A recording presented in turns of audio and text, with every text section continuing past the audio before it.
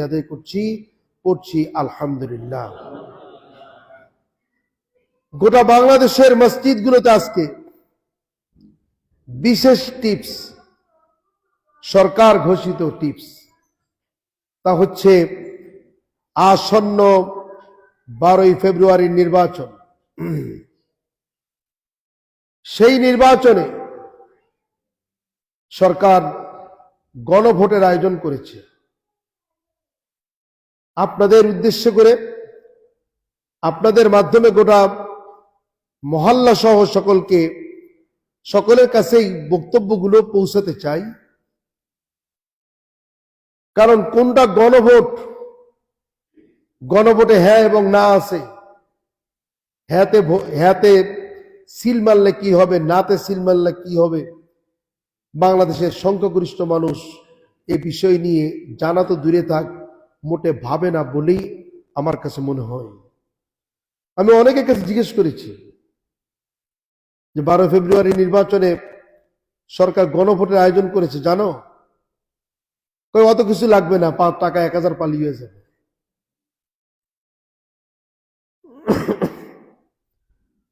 বলে যে অত কিছু দরকার কি, আমরা গরিব মানুষ, 1000 টাকা পালি হয়ে যাবে। আবার অনেকে অলরেডি সিদ্ধান্ত নিয়ে নিছে কোন কোন দলের কাছ থেকে টাকা পাওয়া যাবে। ভোট, আমার ঘরে ভোট 5টা, বলার স্টাইল কি, আমার ঘরে ভোট 5টা, তো করবো কি? একটা ভোটে যদি 1000 হয়, তাহলে 5টা ভোটে 5000। আবার এক পার্টির কাছ থেকে টাকা নিবে না, তো যে কয় দল যাবে সব দলের কাছ থেকে টাকা নিবে। আচ্ছা বলেন তো, এরা কি ইমানওয়ালা না বেঈমান? এরা বেঈমান। কথা বলতে অসুবিধা আছে? এই লকব দিতে অসুবিধা আছে? এই দেশের স্বাধীনতা অর্জিত হয়েছে 54 বছর। কোরআন এবং সুন্নাহকে আপনি এর পাশে রাখেন। আমেরিকা কোরআন সুন্নাহ দিয়ে চলে না, অস্ট্রেলিয়া চলে না, কানাডা চলে না, ইউরোপ চলে না, ব্রিটিশ চলে না, পর্তুগাল নরওয়ে চলে না, পৃথিবীর জাপান চলে না। এইসব রাষ্ট্রের একটা রাষ্ট্র কোরআন এবং সুন্নাহ দিয়ে চলে না। কথা ঠিক না বেঠিক? আমি পৃথিবীর যতটুকুন জায়গায় গিয়েছি, সেই অস্ট্রেলিয়া থেকে শুরু করে আমেরিকা পর্যন্ত আল্লাহ যতবার নিয়েছে, আমার কাছে ততবার মনে হয়েছে মিথ্যা কাকে বলে কেমন যেন এই দেশের মানুষ জানতেও চায় না, বুঝতেও চায় না। ড্রাইভারের জন্য গাড়ি ট্রাফিক আইনগুলো জানাটা বাধ্যতামূলক মনে করে, কেমন যেন মনে হয় কোরআন হাদিসের অনুশাসন শাসন এইসব দেশে না থাকার পরেও একজন ড্রাইভার স্বেচ্ছায় কখনোই রং গাড়ি ড্রাইভিং করবেন না। আমি নিজে দেখেছি, রাত তখন বাজে 1টা কি 2টা, একজন সুদানি ড্রাইভার একদম 4 মোড়, 4 দিক থেকে 4 রাস্তা আসছে। তখন আমি সুদানি ড্রাইভারকে বলছিলাম, সৌদি আরবে বসে, আরে ভাই কেউ নাই, চলো তো।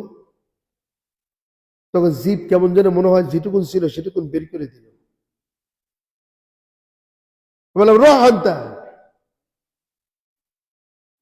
লাইসা লিন্নাসি হিনা ফি তারিক, এই রাস্তায় কোনো লোকজন নেই, চল। জিব্বা কেমন যেন মনে হয় যতটুকুন ছিল সবটুকুন বের করে দিল। পুলিশ কি, তুই রাস্তায় কেউ নেই তাতে কি আছে, এটা বেআইন। আর আমাগো দেশে ট্রাফিক আইন আছে, পুলিশ ঘন ঘন দাঁড়ানো আছে। সেই 11 সাল থেকে এই 25 সাল পর্যন্ত, গত 30শে নভেম্বর আমি ওমরা থেকে আসছি, 30শে ডিসেম্বর, আমার মনে বলে না সৌদি আরবে কোনো ট্রাফিক সার্জেন্টকে রাস্তায় দাঁড়ায় হাত উঁচু করতে, বাঁশি দিতে আমি দেখি নেই। আমেরিকাতে আজকে 6-7 বছর যাতায়াত করি, টোটাল রাস্তায় কোনো ট্রাফিক পুলিশ নাই। কানাডায় গেছি, সেখানে কোনো ট্রাফিক পুলিশ পাইনি। অস্ট্রেলিয়ায় গেছি, সেখানে কোনো ট্রাফিক পুলিশ পাইনি। আমাদের এখানে সবকিছু থাকার পরেও, ট্রাফিক আছে, আইন আছে, সবকিছু থাকার পরেও রোড অ্যাক্সিডেন্ট হয় কি হয় না? সম্মানিত দিনী ভাইরা, এইসব দেশে কোরআন হাদিস না থাকার পরেও মালে কোনো ভেজাল নাই, ওজনে কম নাই। আমার তো এই নভেম্বর মাসে কোরিয়া যাওয়ার কথা ছিল। বিভিন্ন দেশে জার্মান থেকে দাওয়াত দেয়, বিভিন্ন জায়গায় দাওয়াত আল্লাহ দেন, সময় পাইলে যাই, সময় না পাইলে যাই না। কিন্তু যতটুকুন জায়গায় গিয়েছি, আমাদের দেশের 80% লোক মুসলিম বলে দাবি করি আমরা। আমার কাছে মনে হয় খালি মুসলমান আছে এই দেশে, ইসলাম নাই। আর ওইসব দেশে ইসলাম আছে, মুসলমান নাই। সেই জার্মান টুরিস্টের মতন বলতে হয়। উনি কিছু মুসলিম রাষ্ট্র আর কিছু নন মুসলিম রাষ্ট্র ভিজিট করবার পরে যখন এয়ারপোর্টে গিয়ে নামলেন, তখন সাংবাদিকরা জিজ্ঞেস করেছিলেন, আপনি মুসলমানদের দেশেও গেছেন, নন মুসলমানদের দেশেও গেছেন, আপনার এক্সপেরিয়েন্সটা কি? উনি বলছিলেন যে আমি মুসলমানদের দেশে মুসলমান পাইছি, ইসলাম পাইনি। আর নন মুসলমানদের দেশে আমি ইসলাম পাইছি, মুসলমান পাইনি। কথাটা কতটুকু যৌক্তিক চিন্তা করে দেখবেন। আজকে আমাদের দেশে যারা জুতা সেলাই করে তাদের সমিতি আছে, যারা মাছ বিক্রি করে তাদের সমিতি আছে, যারা রিক্সা চালায় তাদের সমিতি আছে। আচ্ছা বলেন তো, এদেশের ওলামায়ে কেরামরা কেন এক জায়গায় হতে পারে না? তখন আমার কাছে মনে হয় যে এক জায়গায় না হওয়ার কারণ শুরু হয়েছে 1450 বছর পূর্বে।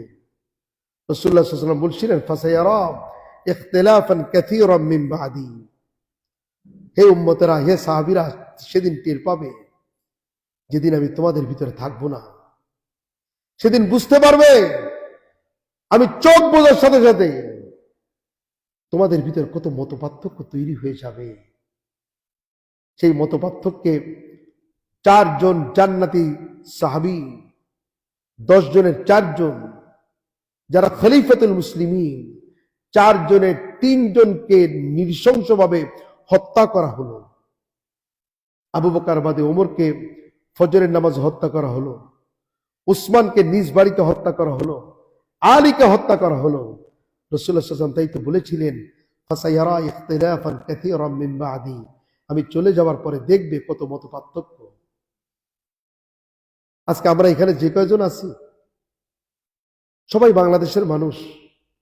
54 বছর স্বাধীন হলো দেশ। সেই দেশে দিনের ভোট না হয়ে হবে রাতে। নির্বাচনের আগের দিন রাত 12টার সময় 153 না 54 জন এমপি হয়ে গেল। কথা ঠিক না বেঠিক? আমি কি বানায় কথা বলছি? আমি নিজে ভোট দিতে আসলাম, দোতলা থেকে দেখলাম এখন একটু ফাঁকা, ভোট দিতে আসলাম এই লাস্ট সেশনে। তখন একজন কাউন্সিলর আমাকে বলছে, মামা আসসালামু আলাইকুম, মামা কেমন আছেন? হ্যাঁ খুব ভালো আছি। মামা ভোট দিতে আইছেন নাকি? হ্যাঁ ভোট দিতে আইছেন। মামা আপনি বাসায় যে রেস্ট নেন, আপনার ভোট হয়ে গেছে। আমি চিন্তা করলাম, মাশাআল্লাহ, আমার ভাগ্নে কত চমৎকার কাজ করেছে। ভোট দেবো আমি, কষ্টকর কাজটা আমার কাছ থেকে নিয়ে আমার ভাগ্নে করে দিছে। জোরে বলে নাউজুবিল্লাহ।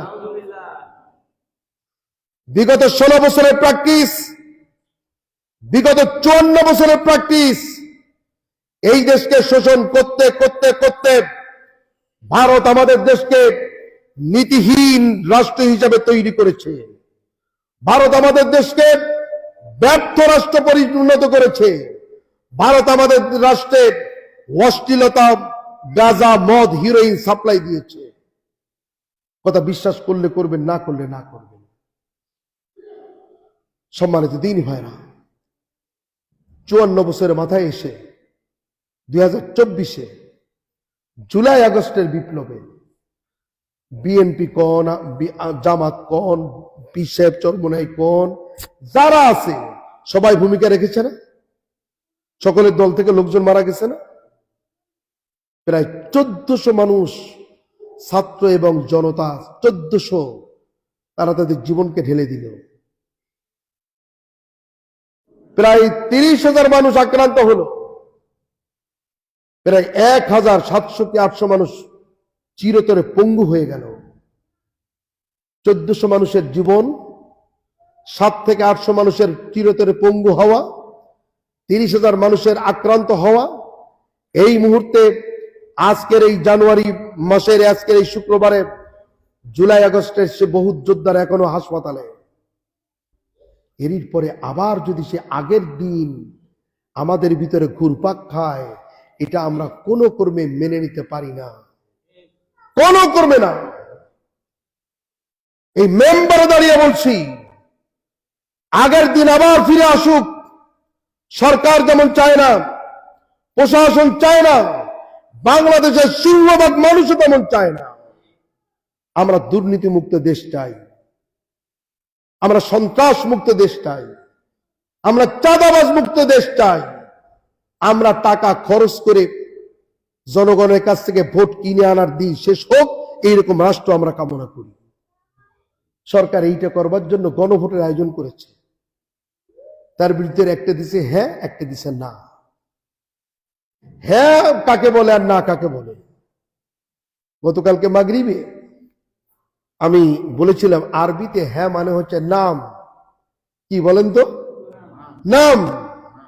যারা সৌদি আরবে যাবেন দেখবেন যে কোনো ড্রাইভার অথবা কোনো আরাবিয়ানদের সঙ্গে যদি আপনি কথা বলেন, এই শব্দটা ওদের কাছ থেকে বড় চমৎকার লাগে।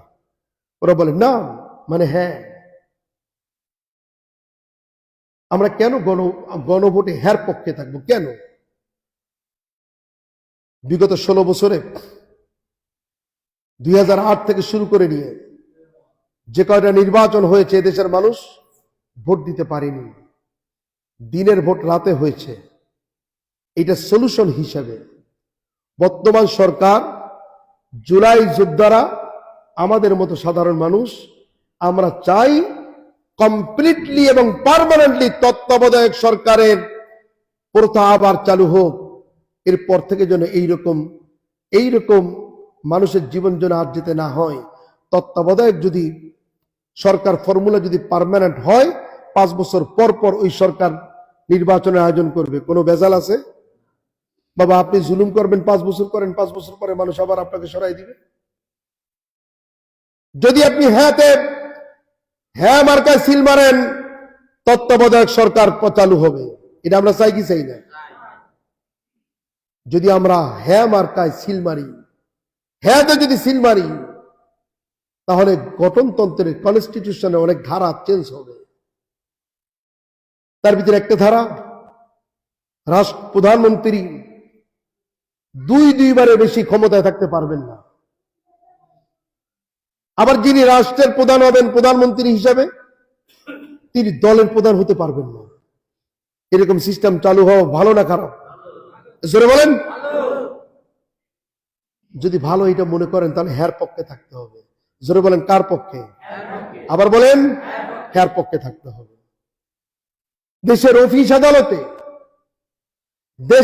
আদালতে একটা অফিসের নাম বলেন যে অফিসে 2 নাম্বারই নাই, দুর্নীতি নাই, এরকম একটা অফিসে বলতে পারবেন?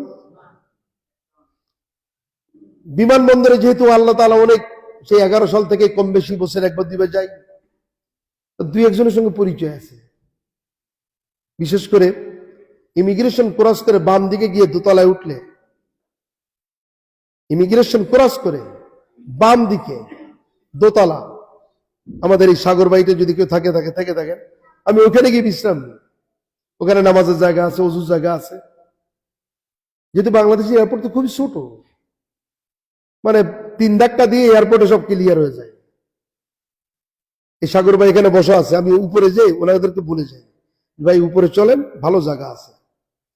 তো ওখানে বাথরুমের ভিতরে যারা ক্লিন করে, দেখতে সব থেকে ছোট চাকরি মনে হয় না? আমি এই কয়েক বছরে মোটামুটি 2-1 জনের সঙ্গে আমার জানাশোনা হয়েছে। তখন বলি এই কাজ করে কি তোমার পত্তায় পড়ে? কয় টাকা বেতন পাও? তখন মুসকি মুসকি হাসে।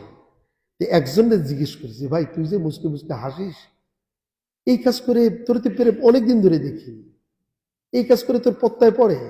আল্লাহ বরকত দিছে। কি বরকত? ঢাকায় বাড়ি আছে?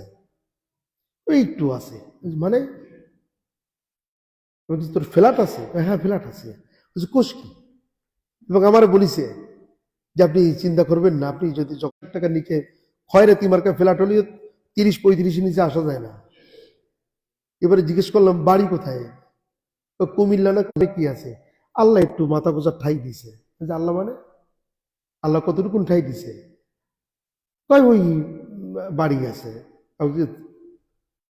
চাউল যে ভাত যে খাও, এটা কি নিজের জমির চাউল না কেনা চাউল? আল্লাহ একটু জায়গা জমি দিছে, ধান, নিজের জমিতে ধান। ওই যে নিজের জায়গা আছে কতটুকু? আল্লাহ একটু দিছে। কতটুকুন দিছে? 10 বিঘে? কেন আল্লাহ একটু দিছে। 50? কেন আল্লাহ একটু দিছে। প্রায় 150 বিঘে জমির মালিক। কি আলহামদুলিল্লাহ বলবেন? Cleaner cleaner. আমি আমেরিকার থেকে আসি, আমার শখ হলো যখন আমেরিকায় গেলাম, ইউটিউবে দেখবেন জাল ফিয়ে মারলে অনেক দূর নিয়ে মেলে, ওই জাল আমাদের দেশে পাওয়া যায় না। আমি যাওয়ার পরে মসজিদ ম্যানেজমেন্ট জিজ্ঞেস করলো, আপনার কোনো শখ আছে কিনা? আল্লাহ শখ হলো ওই জাল নিয়ে যাব দেশে, ওই যে জাল, ওই জাল নিয়ে যাব। $120 দিয়ে জাল কিনলো ওনরা, আমি না। আমার 4-5 টাকা খরচ হয়, 5 টাকা কি 6 টাকা খরচ হয়। ওনরা ওই জাল কিনলেন, জাল কিনে আমার চমৎকার করে লাগেজ টাগেজ বাঁধিয়ে দিল, চমৎকার। ওর ভিতরে বাচ্চাদের মানে যে চকলেট পাঠালো তাতে আমার 4 বাচ্চা 6 মাস খালি কমবে না। অনেক টাকার জিনিসপত্র দিয়ে দিল হাদিয়া, আইফোন হাদিয়া দিল, ট্যাব হাদিয়া দিল। আসার পরে আমাগো মামাতো ভাই এয়ারপোর্টে এরা ধরে ফেললো, বলে এই বিমান তো সম্ভবত, আমি জেদ্দা হয়ে আসছিলাম, এই বিমান তো জেদ্দা হয়ে আসছে, সোনা দানা আছে নাকি? তখন আমি বললাম যে ভাই সোনা দানা ওই হাদিয়া যা দিছে তাই আছে। কিসের হাদিয়া? কোত্থেকে আসছে? আমেরিকার থেকে আসছে। এই কথা বলার পরে এখন আমার ব্যাগ না খুলে ছাড়বে না। ব্যাগ খুলেন, ব্যাগ খুললো, এখন আমার জাল আনতে দেবে না। এটা প্রথম। এই এটা অবৈধ। এরপরে যারা বিদেশ থেকে আসে দেখবেন ভিটামিন ডি, ভিটামিন সি এগুলো প্যাকেট ভরে ভরে দিয়ে দেয় তারা। ওরা আমাকে মানে 3-4 কেজি হবে, ওগুলো দিয়ে দিল। এখন আমাকে এগুলো নেওয়া যাবে না। আচ্ছা বলেন দিন, এখন কেমন লাগে? কারণ পাশের একজন হাত ধরে নিয়ে ওই পাশে গিয়ে কয় যে ভাই ঝামেলা তো পড়ে গেছেন। তখন আমি কিন্তু উদ্ধারের উপায় কি? অর্ধেক অর্ধেক করে ফেলেন, অর্ধেক অর্ধেক করে ফেলেন, অর্ধেক আমাকে দেন, অর্ধেক আপনি নিয়ে যান। তখন আমি বললাম যে ভাই আমার বাচ্চাদের চকলেট অর্ধেক করবো কেন? এটা তো বৈধ। ভিটামিন ডি, ভিটামিন সি এগুলো তো বৈধ ক্যারি করা, এগুলো তো এয়ারপোর্টে কোথাও নাই। তাহলে আপনি তো এগুলো মোটেও পাবেন না। শেষ পর্যায়ে আমি বললাম ভাই ঘুষ দিতে পারবো না, যদি অর্ধেক কিছু নিয়ে হয় তাহলে নিয়ে নেন, আমি টাকা দিতে পারবো না। এখন ওইগুলো তো অর্ধেক অর্ধেক করে নিয়ে গেল, কিন্তু এখন আমার জাল ছাড়বে না, জাল কোনো ছাড়বে না। তখন বললাম ভাই এত সময় তো কোনো কথা বলি নাই, আপনারা কাস্টমসের লোক, আমার ওই ওষুধ নিয়ে গেলেন, আমার চকলেট নিয়ে গেলেন, এখন জাল তাহলে কি অর্ধেক কেটে কেটে নেবেন? অর্ধেক আপনি নেন, অর্ধেক আমি নিই, আর যদি মন চায় তাহলে ছেড়ে দেন। এটা হলো বাংলাদেশের ইমিগ্রেশন। একজন সুইপারের 150 বিঘা জমি, ঢাকায় ফ্ল্যাট। এখন এয়ারপোর্টে যারা কাস্টমসে কাজ করে, যা শুনি লোকেরা যা বলে, ওখানে মোটামুটি 6 মাস যদি কারো পোস্টিং হয় তাহলে তার আর 18 গোষ্ঠীর কোনো কিছু করা লাগবে না, সেই কায়দা হয়ে যাবে। গণভোটের হ্যাঁ মানে হচ্ছে দুর্নীতির বিরুদ্ধে অবস্থান। গণভোটে হ্যাঁ হচ্ছে ঘুষ মুক্ত বাংলাদেশ। গণভোটে হ্যাঁ হচ্ছে দুর্নীতিমুক্ত বাংলাদেশের অফিস আদালত। গণভোটে হ্যাঁ হচ্ছে অবৈধভাবে ইনকাম করার পন্থা বন্ধ হওয়া। গণভোটে হ্যাঁ হচ্ছে তত্ত্বাবধায়ক সরকার প্রথা চালু হওয়া। গণভোটে হ্যাঁ হচ্ছে প্রধানমন্ত্রী 2 বারের বেশি ক্ষমতায় না থাকা, একই ব্যক্তি 2 বারের বেশি ক্ষমতায় না থাকা। গণভোটে হ্যাঁ হচ্ছে আমার বাক স্বাধীনতাকে কেউ হস্তক্ষেপ করতে না পারা। গণভোটে হ্যাঁ হচ্ছে রাষ্ট্রকে সমৃদ্ধ করা, রাষ্ট্রকে সামনের দিকে নিয়ে যাওয়া। চোর, বাটপার, ঘুষ, দুর্নীতিবাজ সকলকে বৃদ্ধাঙ্গুল দেখিয়ে হ্যাঁ সূচকে সাপোর্ট মারার মাধ্যমে, আপনার মতামত দেওয়ার মাধ্যমে নতুন প্রকৃতি, নতুন আকৃতি, নতুন মডেলে বাংলাদেশকে তার নবযাত্রা শুরু করা, এটার নাম হলো হ্যাঁ। আজকে আমরা এই হ্যাঁ ভোটের পক্ষে, হ্যাঁ মতামতের পক্ষে। আমি আপনাদের সামনে কোরআন আল কারীমের একটা আয়াত রেখেছি। তাহলে এখনই বলবেন তাহলে কি হ্যাঁ নার কথা আল্লাহ জানতো নাকি? অ্যাডভান্স আয়াত নাজিল করেছে নাকি? কারণ গত শুক্রবারের খুতবা আমাদের যে আলামিন ছাড়ে, আমি যে অবাক হয়েছি, বহুত লোক এই খুতবাগুলো দেখে। আমার কথাকে আগে শুনবেন, বুঝবেন, এরপরে আমার কাছে জিজ্ঞেস করবেন। যদি অপব্যাখ্যা করি তাহলে শাস্তিযোগ্য অপরাধ হবে। আমি কোরআন আল কারীমের একটা আয়াত তেলাওয়াত করেছি। আল্লাহ বলছেন, কুনতুম খায়রা উম্মাত, তোমরা শ্রেষ্ঠ জাতি। আল্লাহ বলছেন তোমরা শ্রেষ্ঠ জাতি। এ তোমরা মানে কারা? সারা পৃথিবীর মানুষ? তার আগে বলেন কোরআন মরা মানুষের জন্য না জীবিত মানুষের জন্য? আবার বলেন, জীবিত না মরা? জীবিত মানুষের জন্য। কুনতুম খায়রা উম্মাত, তোমরা শ্রেষ্ঠতম জাতি, শ্রেষ্ঠ জাতি। লিন্নাস, উখরিজাত লিন্নাস, তোমাদের এক নম্বর কাজ হচ্ছে মানুষদেরকে টেনে বের করবা। কিতাবুন আনজালনাহু ইলাইকা লিতুখরিজান নাস মিনাজ যুলুমাতি ইলান নূর, সূরা ইব্রাহিম। সূরা ইব্রাহিমের 2 নম্বর আয়াত। আল্লাহ বলছেন আমি কোরআন নাজিল করেছি এই কারণে, কোরআন মানুষকে অন্ধকারাচ্ছন্ন পথ থেকে টেনে বের করবে। যেই পথের ভিতরে শিরিক আছে, কোরআন আপনাকে ড্রাইভ করবে। যেই পথের ভিতরে বেদাত আছে, যেই পথের ভিতরে রাষ্ট্রদ্রোহিতা আছে, যেই পথের ভিতরে আর উপার্জনের অনৈতিক কর্মক্ষমতা রয়েছে, অনৈতিক প্রসেস রয়েছে, কোরআন আমাদেরকে ওই পথ থেকে টেনে বের করবে। মিনাজ যুলুমাত ইলান নূর, কোরআন টেনে এনে ছেড়ে দিবে না, বরং আমাদেরকে আলোর রাস্তা দেখিয়ে দেবে। কোনটা রাইট আর কোনটা রং, এটা কোরআন আমাদেরকে দেখিয়ে দিবে। আপনাদের সামনে স্পষ্ট করে বলতে চাই, ইসলাম গতানুগতিক করে ধর্মের নাম নয়, বরং ইসলাম একটি পূর্ণাঙ্গ জীবন ব্যবস্থা। ইসলামী অর্থনীতিতে যেই কাজের যোগ্যতা আপনার নাই, ওখান থেকে জবরদখল করে ইনকাম করা হারাম না হালাল? কেন মনে নাই, ভুলে গেছেন? পাঁচটা ব্যাংক, ইসলামী ব্যাংক, SIBL, ফার্স্ট সিকিউরিটি, এরকম পাঁচটা ব্যাংক। তার ইসলামী ব্যাংক থেকে 30,000 কোটি টাকা আমাকে মামাতো ভাইরে নিয়ে গেল। একে বানায় বলছি নাকি? SIBL এখনো সেই গর্ত থেকে বের হতে পারিনি। ফার্স্ট সিকিউরিটি এখনো সেই গর্ত থেকে বের হতে পারিনি। মানুষকে অন্ধকারের পথ থেকে টেনে বের করে কোরআন আলোর পথ দেখাবে। তার মানে কি? যারা ব্যাংকের পরিচালনা পর্ষদে থাকবে, তারা যথেচ্ছা যা খুশি তাই ব্যাংকের টাকা লুটপাট করবে। হাজার হাজার কোটি টাকা লুটপাট করা হয়ে গেল। সম্ভবত 2025-এর রমজানে সালাম ফিরাই দিয়ে সবাই চলে গেছে। এখন এক ভদ্রলোক বলে, হুজুর এই যে বাংলাদেশের একজন লিডার পিছনে বসা। আমি তাকাই দেখি, হ্যাঁ ঠিক তো, আর এটি একজন মন্ত্রী। 2025-এর রমজানে আমি এটি একজন মন্ত্রী, ইহানে কেন? তখন আমি কাছে গেলাম, সালাম আলাইকি বিনিময় করলাম যে আমাকে তো আপনার চেনা কথা না, আপনাকে তো আমরা চিনি, আপনি বাংলাদেশের মন্ত্রী। তার জামাইও আছে সাথে, কেমন আছেন, ভালো আছেন, কুশলাদি বিনিময় হলো। উনি আমাকে বললেন যে আগে আমার নাম্বারটা রাখেন, এই হচ্ছে আমার জামাই, গত 2 দিনও এখানে নামাজ পড়তে আসছে। যে কয়দিন আসি এই রমজানে আপনার পিছনে নামাজ পড়ার নিয়ত করলাম যদি সম্ভব হয়, যদিও তার বাসাটা মসজিদ থেকে অনেক দূরে। সবকিছু ওকে হয়ে গেল। চলে যাওয়ার পরে আমি এক বাংলাদেশি ভাইকে জিজ্ঞেস করলাম, উনি এখানে কেন? কেন বোঝেন না? না তো, ওনার এখানে বিশাল অ্যাসেট আছে। অ্যাসেট মানে বোঝেন তো, যার একটা বাড়ির দাম $1 মিলিয়ন সর্বনিম্ন। ক্যালকুলেটর চাবেন, $1 মিলিয়ন বাংলাদেশে কয় টাকা হয়? এই একটা দুইটা বাড়ির জন্য মূলত আমাদের দেশের নেতারা ওখানে যায় না। তাহলে আমি এরকম চুল খেতে লাগলাম যে কেমন সম্পদ আছে, বিশাল বিশাল। এখন আপনি চিন্তা করেন, এইসব নেতারা কি হ্যার পক্ষে থাকবে?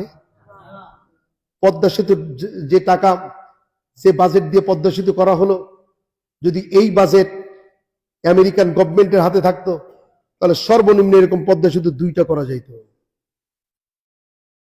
পদ্মা সেতু করার আগে নাট বল্টু খুলে নিয়ে গেল, দেখেননি আপনারা?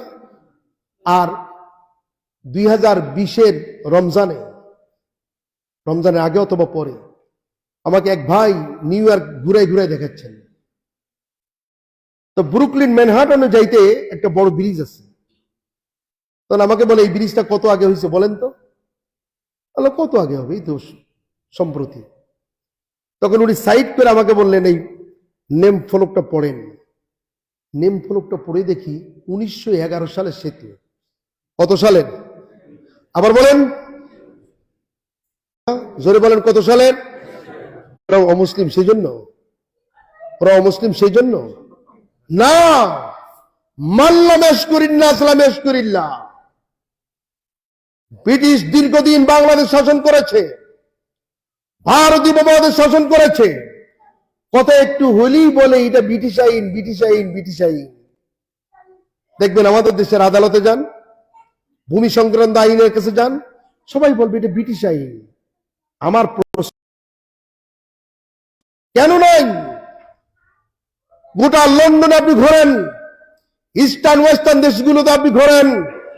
আজকে আমার 4 নভেম্বর মেয়র নির্বাচন আটলান্টিক সিটিতে, যেহেতু আমি তার আগে বেরো 3 মাস, এখন আমি কোন মিছিলই সই দেখি না। মিছিল নামবে না, আমার ভাই তোমার ভাই, আমার ভাই তোমার ভাই, অমুকের চরিত্র ফুলের মতো পবিত্র। 2-3 দিন বেরোইছি রাস্তায়। তখন মসজিদে মুসল্লির জিজ্ঞেস করে ভাই যান কোথাও যাই না, দেখি মিছিল টিছিল আসে নাকি। আগামী 500 বছর এদেশে মিছিল হবে না, এদেশে আগামী 500 বছরে মিছিল হবে না। কেন? ওই যে গত পরশুদিন এবার পাকিস্তানি একজন প্রার্থী আছে আটলান্টিক সিটিতে, আর ব্ল্যাকদের ভিতর থেকে একজন আছে। ইফতার মাহফিলে এসে বা হাই টাটা দিয়ে 2 কথা বলে চলে যাচ্ছে। এটাই হচ্ছে তাদের নির্বাচন। আর আমাকেও নির্বাচনের নমিনেশন নিতে টাকা লাগে কি লাগে না? আস্তে আস্তে বলবেন। এরপর নমিনেশন পাইছেন, নির্বাচন করতে টাকা লাগে কি লাগে না? কেন আমেরিকার মতো নির্বাচন হতে পারে না? অস্ট্রেলিয়ার মতো নির্বাচন হতে পারে না? অস্ট্রেলিয়ার মতো সিকিউরিটি হতে পারে না? সৌদি আরবের মতো সিকিউরিটি আমাদের দেশে হতে পারে না? এদের থেকেও ভালো কিছু হতে পারে। সমস্যা এক জায়গায়, সেটা হচ্ছে এই আমলাতান্ত্রিক জটিলতা। আজকে 54 বছর বাংলাদেশ, রাজনীতিবিদদের পকেটে ভরা বাংলাদেশ। তারা যেটা করবে সেটাই কেমন যেন তাদের বাপদাদার 14 পুরুষের সম্পত্তি কেমন যেন মনে হয়। একবার ক্ষমতায় গেলে মনে হবে এটা আমার বাপদাদার সম্পত্তি, জীবনে আর ছাড়া লাগবে না। কথা ঠিক না বেঠিক? এই জন্য হ্যাঁ ভোট এর অর্থ হলো এই মেন্টালিটিকে ডিলিট করে দিয়ে জবাবদিহিতামূলক সরকার গঠন করা।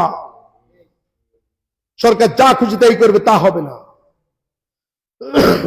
মন্ত্রীরা এমপিরা যা খুশি তাই করবে তা হবে না। আমি মাঝে ফেসবুকে একটা লেখা দিয়েছিলাম, একজন এমপির ইনকাম কোথায় কোথায়। এমপি হওয়ার পরের দিনে যত এক্সেনরা আছে, এলজিডির এক্সেন, রোডসের এক্সেন, পানি উন্নয়ন বোর্ডের এক্সেন, সবাই হ্যাঁ স্যার কনগ্রাচুলেশন স্যার, আপনার জন্য জাতি তাকায় আছে, আপনার জন্য জাতি শূন্য, আপনি হয়েছেন জাতি আপনাকেই চায়। 15 দিন পরে 10 কোটি টাকার কাজ আইছে, স্যার কি করব? বাবা এমপি মানে কি কাজ ভাগ করা? জোরে বলেন, এমপির মানে কি কাজ ভাগ করা? এমপির কাজ তো সারা পৃথিবীর এমপিদের কাজ পার্লামেন্টে আইন প্রণয়ন করা। আমি 5 বছর একজন এমপির হিসাব করে দেখেছি, কমপক্ষে এইসব ডিপার্টমেন্ট থেকে 1000 কোটি টাকা তার ইনকাম হবে, আন্দাজে কথা বলছি না। এরপর আসে নিয়োগ বাণিজ্য। বাবা কোন স্কুলে নিয়োগ নেবে, কোন কলেজে নিয়োগ নেবে, কোন মাদ্রাসায় নিয়োগ নেবে, তা তোমার কি? কথা ঠিক না বেঠিক? ঠিক না বেঠিক? প্রত্যেকটা নিয়োগ থেকে কলেজ হলো 5 লাখ, স্কুল হলো 3 লাখ। এই হচ্ছে আমার দেশের এমপিদের চরিত্র। হ্যাঁ ভোট মানে হলো, হ্যাঁ ভোট মানে হচ্ছে এই ধরনের এমপিদেরকে বাংলাদেশ থেকে বের করে দেওয়া। সরকার চাচ্ছে এইরকম এমপিদেরকে আউট করে দিতে। আমরা চাই কি চাই না? এবার আসেন সরকারি অফিসের দিকে। একটা মিউটেশন করতে টাকা লাগবে, গভর্নমেন্ট বলছে 1100, কয়শো, ওটাও বাদ দিলাম। একটা পাসপোর্ট করতে 5 বছর না 10 বছর, কয় পৃষ্ঠা গভর্নমেন্টের রেট আছে। কত রেট? 4200। এবার আপনি নাম লিখতে গিয়ে একটা ক্রসের মতন পড়ে গেছে অথবা এটা কমার মতন পড়ে গেছে। এবার ফাইলটা ধরে কম্পিউটারে যিনি বসে আছেন, সার্ভার নেবে না, সার্ভার নেবে না। আপনি বাড়ি মোরেলগঞ্জ, বাড়ি শরণখোলা, ঘুরতেছেন 3 দিন, সার্ভারে নেই না। এবার মন খারাপ করে সিএনবির পাশে গেছেন, আরেকজন জিজ্ঞেস ভাই কি হয়েছে? শরণখোলাতে 3 দিন আসলাম, 3 দিন চেঞ্জ করলাম, সার্ভারে নেবে না। এদিক শুনেন, 1500 টাকা দেন নেবে। কয় টাকা? বলেন কয় টাকা? আর ওই পুলিশ যাবে না বাড়ি, সেই বাবদ 1000। কত হয়েছে? 2500। আর সব ঠিক হয়ে যাবে। কথা মোটো এই মেম্বারে দাঁড়িয়ে বলছে, মোটো বেলায় বলিনি। পুলিশ আমার তদন্ত করতে যাবে, আমি এই দেশের ট্যাক্স পেয়ার একজন নাগরিক, আমার পাসপোর্টের খোঁজ খবর নিতে যাবে, তোমার 1000 টাকা দেবো, কারণটা কি? কথা ঠিক দেবে? ঠিক। উনি যেই প্রথম বলবে কি সিডিআর না সিবিআর কি জানি কয়, মামলা আছে 2টো আন্দাজে। আপনিও চিন্তা করবেন না ভাই সে মামলা তো, কারণ আপনি তো প্রথম সাইড করেছেন, কথা বানাই আপনাকে মামলা ধোকা দিয়ে এবার পুলিশের কাছ থেকে আপনাকে ফ্রি হয়ে পাসপোর্ট নিতে গিয়ে তারা 2000 দেয়া লাগে। কত ঝামেলার ভিতরে নেই, 1000 দেন পুলিশ আর ওখানে দেন 1500, এই 2500তে কাজ হয়ে যাবে। এই বাংলাদেশ আমরা দেখতে চাই না, ঠিক না ঠিক? হ্যাঁ, ভোটের অর্থই হলো এই ধরনের অফিসে, এই ধরনের পুলিশ ম্যানেজমেন্টে, আমলাতান্ত্রিক ম্যানেজমেন্টে, বাংলাদেশের অফিস আদালতে চিরতরে ঘুষ বাণিজ্য বন্ধ হোক। এটা আমরা সবাই চাই কি চাই না? যদি চাই তাহলে হ্যাঁ আমার কাই সিল মারতে হবে। এটা কি কোনো দলের কথা বলছি? কারণ আজকে এই হ্যাঁ আর পক্ষে কথা বলার জন্য সরকার বলেন, ইমাম সমিতি বলেন, এইটা সবাই মিলে বলছে। আর না ভোট কারা দেবে? কারা দেবে না ভোট? নার পক্ষে সিল কারা দেবে? 1 নম্বর দুর্নীতি, যাদের সর্বস্ব সম্পদ, দুর্নীতির মাধ্যমে যারা দুনিয়া কামাবে, আখেরাতও কামাবে। দুর্নীতির মাধ্যমে আখেরাত কামানো যাবে? যাবে? দুর্নীতিবাজদের দুনিয়াতেও শাস্তি হবে, আখেরাতেও শাস্তি হবে, ঠিক না ঠিক? মনে রাখবেন, 2টা শাস্তি পৃথিবীর মানুষকে আল্লাহ কখনো নজর দিবে না। 1 নম্বর, বাবা মার জীবদ্দশায় তাদের সঙ্গে যদি অসৌজন্যমূলক আচরণ করেন, আল্লাহ আপনাকে পানিশমেন্ট দুনিয়াতে দিবে।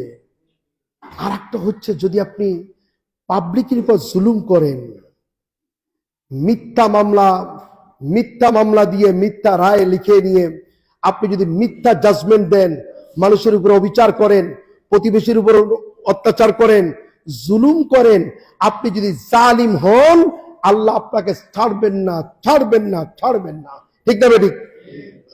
দেখেন আপনি 16 কলা পুড়ে গেল, 16 বছরে 16 কলা পুড়ে গেল। কে জানতো আজকের দুপুরে খাবার আমার এখানে নাই? একদিকে পোলাও, একদিকে মুরগির রোস্ট, একদিকে দেশি পাঙ্গাস মাছ, বুড়ি বুড়ি খাবার। আল্লাহ বললেন এখানে নয় তোমার খাবার, তুমি খাবে ইন্ডিয়ায় গিয়ে। কথা ঠিক না ঠিক? এর নাম হলো জুলুম। জুলুম করবেন, মরবেন, সাবধান। আমি সেদিন কেউ তালিম ভাইকে বলছিলাম ওখানে বসে, বর্তমান পৃথিবীতে 60 থেকে 70টা রাষ্ট্র আছে।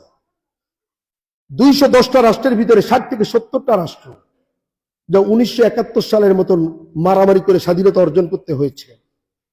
এই 60 থেকে 70টা রাষ্ট্রের ভিতরে অন্যতম রাষ্ট্র ভিয়েতনাম এবং আমেরিকা। সেখানে প্রায় 35 লক্ষ মানুষ মারা গেছে।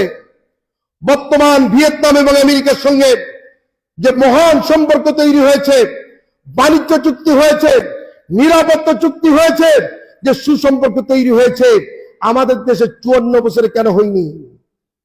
কারণ 54 বছরের ভিতরে এক শ্রেণীর মানুষের বানায় রাখছে রাজাকার, আর এক শ্রেণী হলো মুক্তিযোদ্ধা। আমি এবার সৌদি আরব থেকে এসে একটু ঘেরে গেছি। তা ঘেরে আমার বিল্ডিং এর সামনে ছোট্ট একটা নেম ফলক লাগানো আছে, মোহাম্মদ রুহুল আমিন খান। যে ছেলেটা দেখে সে আমার কয় কি হুজুর কিছু মনে করবেন, এটা কথা কব, কিছু বলেন। বললাম আপনি বলবেন না তো বলবে কিনা? হুজুর আপনার নামের আগে রাজাকার লেটিয়ে যায় কেন? বললাম কয় কি? তো হুজুর আমি 3 বার মুছিছি, 3 বার মুছিছি। আমি বললাম ভাই আমি তো 71 দেহিও নেই, 71 অনেক পরে আমার জন্ম, আমার নামের আগে লিখবে কেন? যারা রাজাকার সে এনে জেলেও না হুজুর আমি মুছে দিয়ে যাই, আবার 2 দিন কেটে আসে নামের শেষে লে রাজাকার। বললাম ভাই আপনার আর এই ব্যাপারে কষ্ট করতে হবে না। যদি আমার কেউ রাজাকার বলে তবে একটা জিনিস বলি, রাজাকার রাজাকার খেলে দেশ থেকে উদাও হয়েছে, ঠিক না ঠিক? স্বাধীনতার পক্ষ, স্বাধীনতার পক্ষ বলে দেশ থেকে উদাও হয়েছে। 2025 সালে 26 সালে এসে আপনাকে সিদ্ধান্ত নিতে হবে, আপনি ব্লেম করবেন, ক্লেম করবেন, কন্ডেম করবেন, এর উপযুক্ত শাস্তি দেওয়ার মালিক জোরে বলেন কে? আমার জন্মই হলো 71 কত পরে, বাবা তুমি আমার নামে কেন রাজাকার না? লে যদি মজা পাও শাস্তি দেবেন কে? ওই লুল্লি কুল্লি হুমাজাতি লুমাজা, পড়েনি সূরা, যা বলে যায় তাই আপনি বলতে পারেন না। ইয়া আইয়ুহাল্লাযীনা আমানু ইজতানিবু কাসীরাম মিনাজ যন্নি, এই আয়াত পড়ে দেখুন, যা খুশি তাই আপনি বলতে পারেন না। আপনি কারে রাজাকার বলেন? আপনি কাকে মুক্তিযুদ্ধের পক্ষে শক্তি বলেন? কিসের মুক্তিযুদ্ধ হয়েছে 71 সালে? এবার 16ই ডিসেম্বর ভারত থেকে বলেছে 16ই ডিসেম্বর বাংলাদেশ নয় ভারতের বিজয় হয়েছে। আমরা এই কথা দৃঢ়তার সঙ্গে বলতে চাই। বাংলাদেশের হাজার হাজার লাখ লাখ মানুষ জীবন দিয়েছে, কথা ঠিক না বেঠিক? তোমরা 54 বছর পরে এই কথা বলবা, এটার জন্য নয়, ওদিন চলে গেছে। বাংলাদেশে যেই রাজনীতিবিদ ভারতের গোলামি করবে, 18 কোটি মানুষ তাদেরকে প্যাকেট করে ভারতে পাঠিয়ে দেবে। গোলামির দিন শেষ। আমরা আজাদি চাই। আমরা কি চাই? আজাদি চাই। সুতরাং সরকারের 12ই ফেব্রুয়ারির গণভোট, সরকার বলছে, ওলামায়ে কেরাম বলছে, বিএনপি বলছে, জামাত বলছে, সমস্ত দেশপ্রেমিক মানুষেরা বলছে আমরা সবাই হ্যার পক্ষে। যারা বলেন কিসের পক্ষে? হাত উঁচু করেন। কার পক্ষে? হার পক্ষে। হাত নামান। আমাদের সঙ্গে নার করে সম্পর্ক থাকবে না। আকুলু কওলি হাযা আস্তাগফিরুল্লাহ লি ওয়া লাকুম। আলহামদুলিল্লাহ।